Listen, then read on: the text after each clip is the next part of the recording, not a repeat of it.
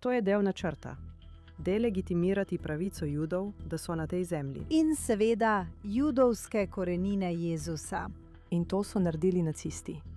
Jezusa so spremenili v Arica. V čast mi je, da je v oddaji Kvad intervjujal gostja Trisha Miller, ki vodi delo organizacije Kamera s krščanskimi skupnostmi, ki je posvečena natančnosti poročanja o Bližnjem vzhodu. In kako zelo to potrebujemo prav zdaj, Trisha. Dobrodošla. Hvala, vesela sem, da sem tukaj, Flor. Res je lepo, da si tukaj, ker že vrsto let sodelujeva, še odkar sem bila na mestni občini v Jeruzalemu. In ne vem, ali sem to samo jaz, Trisha, ampak zdi se mi, da se je v zadnjem letu in rekla bi celo, odkar so umorili Charlieja Kirka, nekaj spremenilo. Da. Nekaj se je spremenilo ali pa se je morda nekaj nabiralo. In obstaja zelo zahrbtna, namerna kampanja za ponovno pojavitev krščanskega antisemitizma v svetu. Sem paranoična? Ne, nisi. In res se je pospešilo po umoru Charlieja Kirka. Ampak pravi prelomni trenutek je bil 7. oktober 2023. Povej mi, kaj se je zgodilo v krščanski cerkvi ali v krščanskih skupnostih po svetu? Vsi smo videli množične demonstracije na vseh ulicah večjih mest. Ja, 8. oktobra. Ja. In hkrati so se kristjani začeli spraševati, kaj se dogaja. Ne vsi kristjani. Še vedno so milijoni in milijoni evangelikalnih kristjanov, ki močno podpirajo Izrael. Ja. Vendar pa je bila ta skupnost pod napadom. Da. Njihova podpora Izraelu je bila od 90. let pod napadom. Res? Ampak potem Začelo se je s palestinskimi kristjani, ki so zelo organizirani. Ja. agendo in zelo. Prepričljivo pripovedjo. In vedo, kako govoriti kot kristjani. In že od 90. let ciljno nagovarjajo zahodno krščansko podporo Izraelu, še posebej evangelikalne kroge. Ker bi moralo biti prav tam. Da, tam je. Ampak po 7. oktobru, še posebej, potem ko je Izrael začel vstopati v Gazo, da bi odstranil Hamas, Ja. narativ je postal tako demonizirajoč glede vsega, kar Izrael počne, da so se kristjani začeli spraševati. No, imate tudi obseden novičarski cikel, ki se ukvarja samo z enim konfliktom na svetu. Ker seveda 150 tisoč otrok ni bilo ubitih v Sudanu. In nič drugega. Kristjane vsak dan ubijajo v Nigeriji. Zdi se, da nič drugega ni pomembno. Če niso vpleteni Judi. Brez Judov, brez novic. Ja. Torej imate napad na te kristjane strani 24-urnega poročanja osrednjih medijev in družbenih medijev. Zdaj vsak dan ugotavljamo, da so bili zelo namerno, veste, podvrženi propagandi Katarja, Kitajske in Rusije, sovražnikov krščanstva, ko pomislite na to. Ampak so jih dosegli, kaj ne? Tako je. In kristjani, ki sedijo v klopeh in niso obveščeni, jih mediji zlahka prepričajo. Prav tako pa tudi krščanska pripoved na drugi strani, ki pravi, da naj bi bili kristjani za mir. In slišimo tudi, da se pogosto omenja beseda pravičnost. In o tem bi morali govoriti, o vprašanju pravičnosti. In kaj to pomeni? Bila je ugrabljena. Vendarle. Ja, ta beseda ni bila, kaj ne. Moramo si jo povrniti. Moramo jo opredeliti in si jo vzeti nazaj. Ampak, ko kristjanom rečejo, da naj bi bili za mir in pravičnost, pa ne izgleda, da je Izrael za mir. In kaj pa vse te, veste, vse obtožbe, ki so jih izrekli o tem, kaj se dogaja v Gazi, genocid, lakota. Vse to je bilo znova in znova ovrženo. In seveda smo v organizaciji Kamera veliko delali na tem, da smo to ovrgli in zavrnili. Ampak, ko je laž enkrat zunaj, jo je težko izničiti. Zelo težko. Še posebej, ko je laž udarna. Sledijo ji slike, ne glede na to, ali so resnične ali ne. Ker kot vemo, Večina izmed njih ni resničnih. večina izmed njih ni resničnih. Lačen otrok v resnici ni lačen, ampak bolan. Te veste, izbrane slike otrok, ki prosijo za hrano, čeprav vemo, da v Gazo prihaja več hrane kot prej, Pred 7. oktobrom. torej vemo. In to je zdrava pamet. In podatki ovržejo te laži. Ampak to ni več pomembno, ker gre za čustva in propagando. Kar je, veste, zame, živimo v času, kot je bil čas Jožefa Goebbelsa pred 2. svetovno vojno. No, tako smo prišli do holokausta. Ampak nekaj drugega se dogaja tudi v krščanski skupnosti, kaj ne, Triša? In sicer celotna zadeva, katoliki proti protestantom, katoliki proti evangelikalcem, nekakšno ponovno pojavljanje nadomestitvene teorije. Povejte nam malo več o tem za naše gledalce, ki manj vedo o notranjih zadevah krščanskega sveta. V redu, no, nadomestitvena teologija, tako jo zdaj imenujemo. Ampak v resnici se je to začelo že z zgodnjo cerkvijo. Nekateri zgodnji cerkveni očetje so to začeli učiti že v 1. in 2. stoletju zgodovine cerkve. Takrat tega niso tako imenovali, ampak so učili, da so Judje prekleti, da jih je Bog zavrgel, da so cerkev in kristjani prevzeli mesto Judov in Izraela v božjih namenih. Zato temu pravimo teologija zamenjave. Torej, v bistvu Judje niso več izvoljeno ljudstvo, zdaj so to kristjani, ker so zamenjali Jude, ko so ti zavrnili Jezusa. Prav. Predvidevam, da je to ta pripoved. Kaj ne? In to se zdaj zagotovo ponovno pojavlja, ves čas je bilo prisotno. To je tisto, kar je v 30 letih prejšnjega stoletja spodbudilo nemško cerkev, da je pristala na to, kar se je zgodilo. Mislim, dejansko mislijo, da si Judje to zaslužijo. Da kar se je dogajalo 10-20 let pred 30, spet se je stopnjevalo. Vedno se je stopnjevalo. Da res, 400 let že, od časa, ko je Martin Luther pisal o Judih, so nemški teologi gradili na tem 400 let. Res je, ko si prišel do leta 1900, je bilo enostavno. Nemška cerkev je bila popolnoma pripravljena pristati na to, kar se je zgodilo, ker so mislili, da si Judje to zaslužijo. In moja skrb je, da se to zdaj ponovno dogaja v evangelikalni cerkvi. To je že v katoliški in v glavnih protestantskih cerkvah že šlo precej daleč.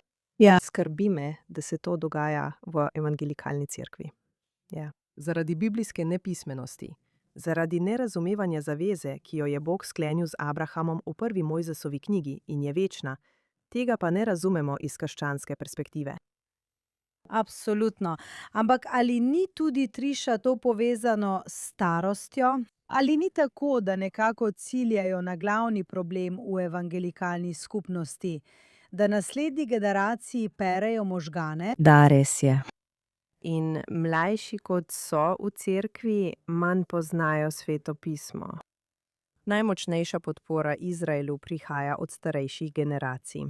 Ja. Obstaja kar nekaj krščanskih organizacij, ki dobro delajo z mlajšo generacijo. Ja. In obstajajo nekateri izjemni podporniki Izraela iz mlajše generacije. Ja. Potrebujemo jih samo več. Ja.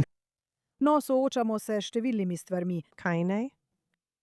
Povejte mi malo o delu, ki ga opravljate, da bi se poskušali zoperstaviti tovrstnemu negativnemu strupu, ki je prevzel določene vidike cerkve. No, v organizaciji Camera spremljamo vse medije, v angleščini, španščini, hebrejščini in arabščini. In tako imamo partnerstvo kristjanov in Judov, da spremljamo vse, kar se dogaja v krščanskem svetu glede Izraela. Prav tako, spremljamo vse medije, vse organizacije, kaj se dogaja, in se borimo proti slabi teologiji, pomanjkanju zgodovinskega znanja, vsem lažem, ki se nenehno širijo. Ja. Res gre za zelo, zelo namerno kampanjo indoktrinacije. Res je. Zelo težko je. Ampak mislim, da to ni samo seveda krščanska mlajša generacija. To je cela mlajša generacija, ker je to generacija, ki novice dobiva prek Instagrama in TikToka. Ja, prav imaš. Veš, ko je Charlie Kirk umrl in on me je enkrat intervjuval pravzaprav sredi vojne. Bila sem njegova velika občudovalka, ker je bil tako izobražen, toliko je prebral. Lahko bi pridigal o Tori bolje kot povprečen Jud. Ne, resno mislim. Tako dobro je bil podkovan. Napisal je knjigo o soboti. Da, za božjo voljo. Ko je umrl, sem to preprosto videla. Videla sem, oziroma čutila sem, da je zadrževal jez mlade generacije proti izraelskih Izraelcev. In videla sem tisto razpoko. In to je zelo vznemirjajoče. In zdaj imamo seveda zelo strupene, demonizirajoče osebnosti, kot je Tucker Carlson. Da. Je on vplivnež? Ima velik vpliv? Da. Veliko sem govorila in pisala o Tuckerju Carlsonu. Torej, povejte nam svoje. Novembra lani sem na GPO Christian Media Summitu govorila o tem, ker je Tucker Carlson prav takrat v enem od svojih intervjujev izjavil, da je krščanski cionizem možganski virus. Videla sem to. Samo. In zdaj sovraži krščanske cioniste bolj kot kogarkoli drugega. Da, ampak že prej je intervjuval toliko ljudi, ki jim je preprosto dal prostor. Nije. Sploh ni igral vloge novinarja, sploh ni izveren. Omogočil je ljudem, ki so popolnoma sovražni do Judov in kristjanov, da so se oglašali. Daje mu platformo. In eden od njih, ki ga je povabil, je bil Munter Izak, ki je ena glavnih osebnosti, ki vodi to celotno krščansko-palestinsko pripoved. Je on palestinski kristjan? Da. Res? Ja. Torej je on v bistvu tisti, ki povzroča škodo in širi propagando. Da, in ta, kar mu je dal neverjetno veliko časa, da je lahko brez nasprotovanja povedal vse laži o tem, kje so prepisali zgodovino, vključno z nadomestitveno teologijo. Takrat tega ni tako imenoval, ampak v to verjame. Ampak prepisali so zgodovino, da bi rekli, da Judi niso avtohtoni na tej zemlji. Točno tako. Palestinci, tako imenovani, so Arabci, ampak so se začeli imenovati Palestinci šele v 60. letih. Ja. Ampak kakorkoli, ljudje, ki se zdaj imenujejo Palestinci, pravijo, da so bili oni avtohtoni prebivalci te dežele. In iz krščanske perspektive postane to tako neverjetno, ker ko rečejo Judje, vi, vsi, ki ste zdaj tukaj in trdite, da ste Judje, da so vsi Judje, ki so zdaj tukaj, začeli prihajati sem šele v 19. stoletju. Ja. Prav. Torej, če tukaj pred 2 tisočletjema ni bilo Judov, potem Jezus ni mogel biti rojen kot Jud. Seveda. Ampak ali ga potem niso naredili za Palestinca? On je Palestinec, ja. Zdaj so mu dali kufijo. In to so naredili nacisti. Ja. Jezusa so spremenili v Arica. To je noro. Ista zgodba, vsi si prilastijo. Da delegitimirajo in demonizirajo judovsko ljudstvo. In zdaj prepisujejo zgodovino te dežele. Nacisti tega niso naredili, ker Veste, država Izrael takrat ni obstajala. ni bila država. Ampak zdaj je to del načrta. Delegitimizirati pravico Judov, da so na tej zemlji. In seveda judovske korenine Jezusa, Da. ki je umrl kot Jud. Torej zanikajo zgodovino. Očitno zanikajo vsako arheološko najdbo na tej zemlji. Kako to upravičujejo? In prepisujejo Sveto pismo. Res je. Tudi z vidika kristjanov. No. Stare zaveze ne upoštevajo več. No, veliko krščanskih pastorjev, ki verjamejo v to, pravi, da stare zaveze ne potrebujemo več. Ampak nova zaveza se začne z evangelijem po Mateju in celotno prvo poglavje je Jezusovo rodovnik. Prav. In vsaka oseba v tem rodovniku je Jud. Seveda. Zato morajo to zanikati. Kaj naredijo? Popolnoma to ignorirajo. Ja. Wow. Ali pa si to razlagajo po svoje. In tako je moj boj v krščanskem svetu. Da bi kristjani razumeli, da ko evangeliji govorijo o določenih krajih, kjer je bil Jezus, so to resnični kraji. Da lahko še vedno prideš sem. Absolutno. Torej tudi zdaj. To ni neka pravljica, ki se je zgodila nekje. In Jezus se ni kar pojavil v zgodovini in postal prvi kristjan. Ja, ker ni bil. Njegovi sledilci so ga klicali rabi. Bil je Jud. 8. dan so ga odpeljali v tempelj. Vse to. Veš kaj? Prvič sem to resnično dojela. In sram me je to priznati, ker živim v Izraelu že 25 let in sem seveda prej pogosto prihajala sem. Pred kratkim sem šla v Kafarnaum, le nekaj tednov nazaj. Bili smo v Tiberiji. Išla sem v Jezusovo sinagogo. Prav, je kot. To je Jezusova sinagoga, tako je. In bila sem seveda, vse, kar govoriš, vem, ampak dejansko biti tam, na kraju, kjer je bila to Jezusova sinagoga, in to je bila njegova ješiva. Ja, tako je. To je noro, to je noro. In v evangelijih piše, da je odprl zvitek, ker je bral. Delil je v sinagogi, ko je šel tja. Ja. In kaj je bral? Bral je iz Izajevega zvitka. Seveda. Kaj pa bi še bral? Prav. In tudi kristjani ne razumejo, da takrat še ni bilo nove zaveze. Dokler ni umrl in še nekaj 100 let kasneje. Torej, iz česa je bral Jezus? Iz česa je bral apostol Pavel?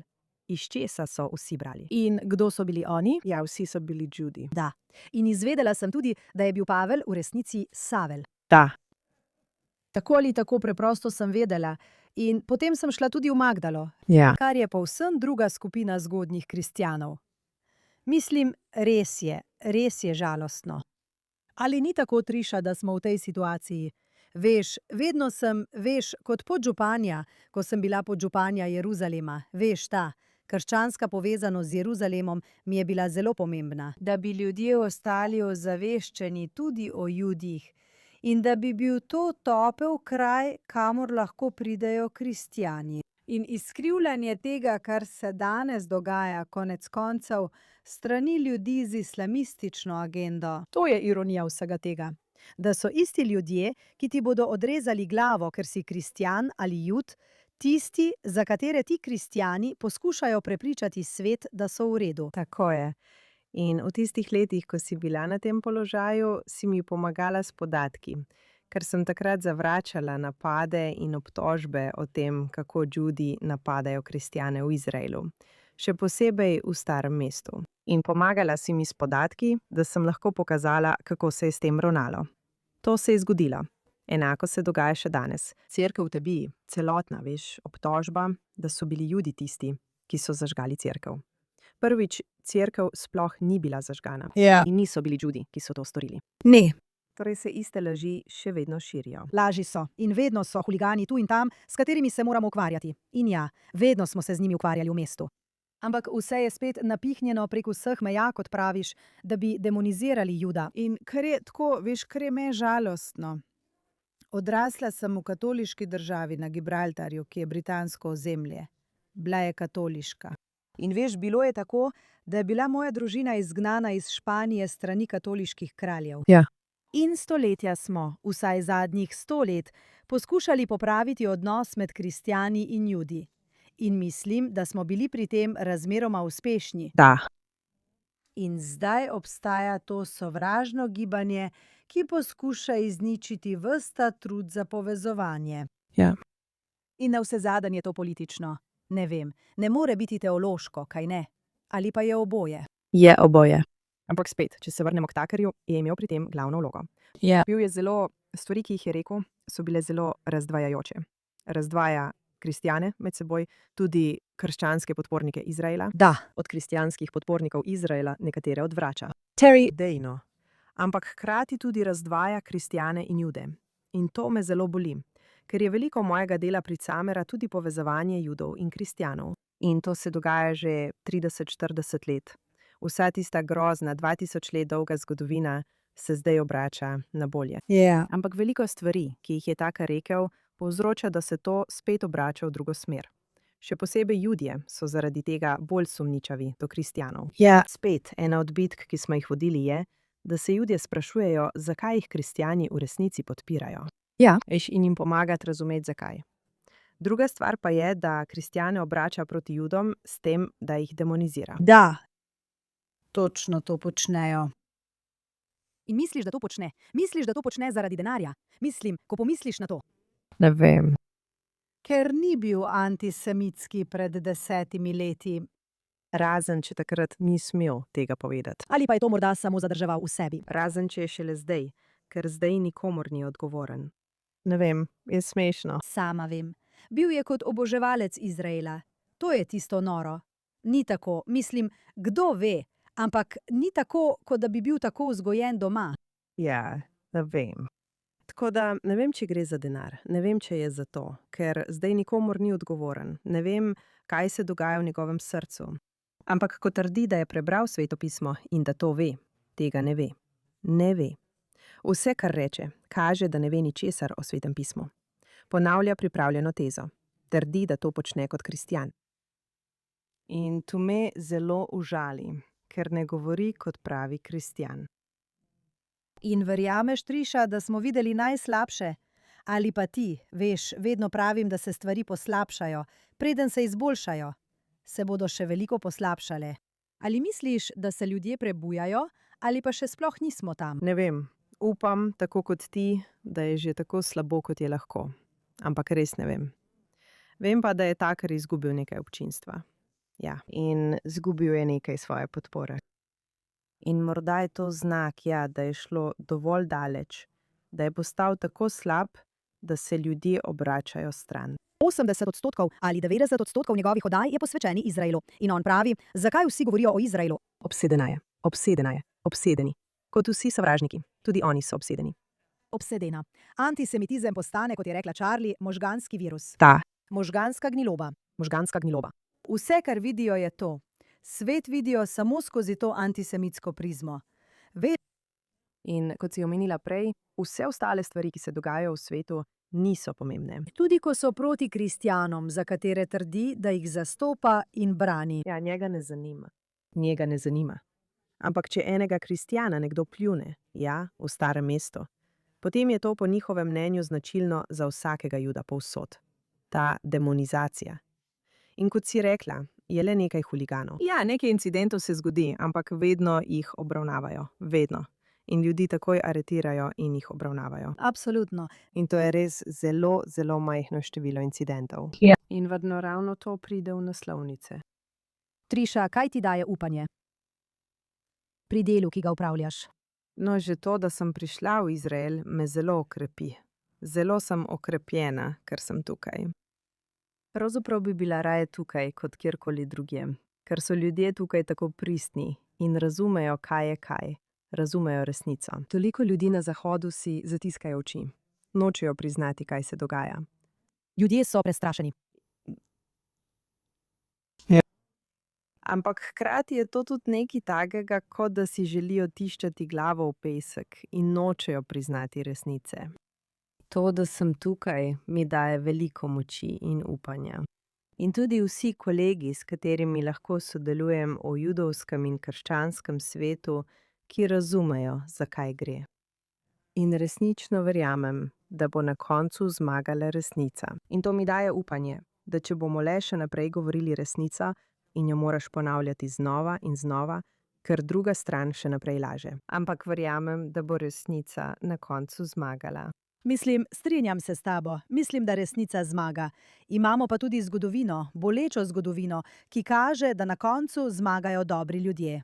Ja. Zdaj smo, kot veš, ujeti v to vojno z največjim strupom političnega islama, ki prihaja iz Irana in je ubil toliko Američanov. Ja. In vendar se še vedno pojavlja ista vrsta propagande, da so Judje prisilili Trumpa v to in da je to vse vojna Judov.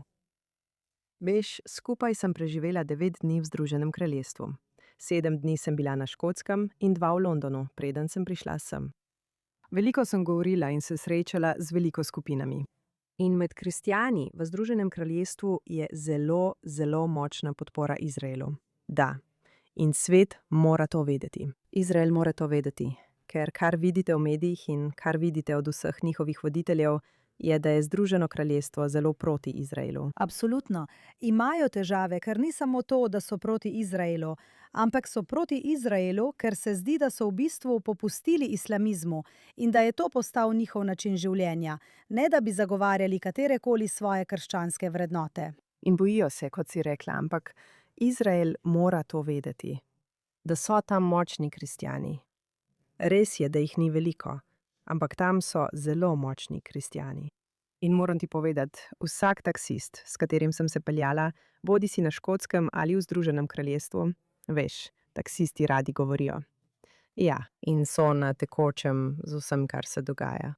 Ni bilo niti enega taksista, s katerim sem se peljala, ne da bi vedel, kdo sem ali v kaj verjamem, in mi ni želel povedati, da so naveličani svojih vlad. Naveličani so islamskega prevzema svojih držav in želijo se boriti proti temu.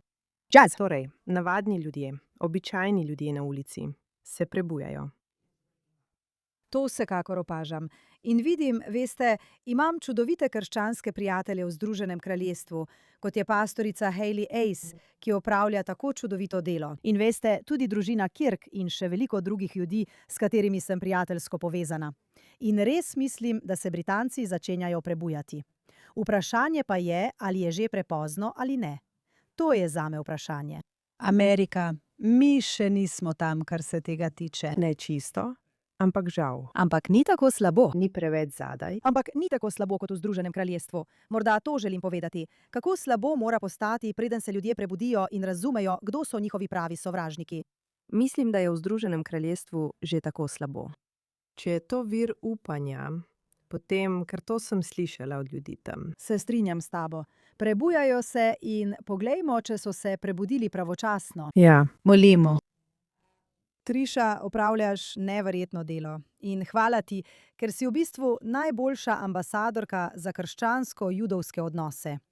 Potrebujemo zaveznike, kot si ti. Vedno rečem svojim krščanskim prijateljem, ko sem povabljena, da govorim na različnih krajih, pred 100 leti smo bili sami tako je. in danes nismo več. In vemo, kakšna je razlika. Nisi sama. In vemo, kakšna je razlika. Na solidarnostnem obisku maja 2024. In bili so samo krščanski voditelji, ki so prišli sem, da bi vsakomur, ki smo ga srečali, povedali, nisi sama. Čutimo to ljubezen in vemo, da bo na koncu ta zmagala. Da, prav imaš. Bo res. Najlepša hvala, Triša. Hvala.